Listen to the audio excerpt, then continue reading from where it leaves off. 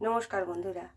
প্রাচীনকাল থেকে প্রবাদ আকারে আমাদের কাছে একটি কথা উঠে আসছে, থোড় বড়ি খাড়া আর খাড়া বড়ি থোড়।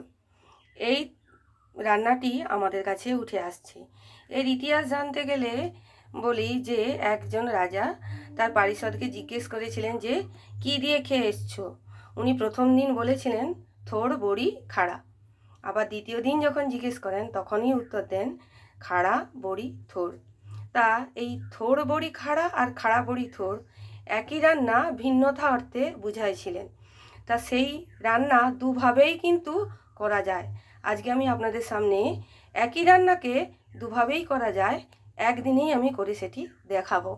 আপনাদের সামনে তুলে ধরছি, দেখতে থাকুন। প্রথমে থোড়টাকে সেদ্ধ করে নেব। আপনারা লবণ দিয়ে দিতে পারেন বা চিপে নিতে পারেন। আমি এটি সেদ্ধ করে নেব। ওদিকে প্রেসার কুকারে সেদ্ধ হতে থাক থোড়টা, আর এদিকে আমি সবজিটাকে একটু সতে করে নিই।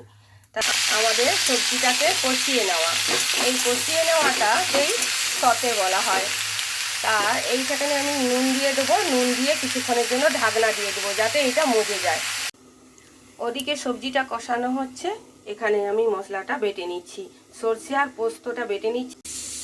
জিরের গুঁড়ো দিয়ে দিলাম, লঙ্কা গুঁড়ো দিয়ে দিলাম, হলুদটা প্রয়োজন অনুযায়ী দেব। দিয়ে দিচ্ছি সেদ্ধ করা থোড়টা, কোনো জল টল ফেললাম না, দিয়ে দিলাম। একটু বেশি করে একটু হলুদ লাগে তাই হলুদ দিয়ে দিলাম। এইবার এই তরকারিটাকে আমি সেদ্ধ করব ভালোভাবে, তারপর ফিরে আসছি। সুন্দরভাবে সেদ্ধ হয়ে গেছে সবজিটা, এবার নামিয়ে নেব। ভেজে নিচ্ছি বড়ি।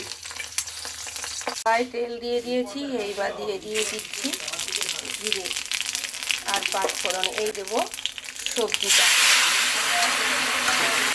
মশলাটা দিয়ে দিয়েছি।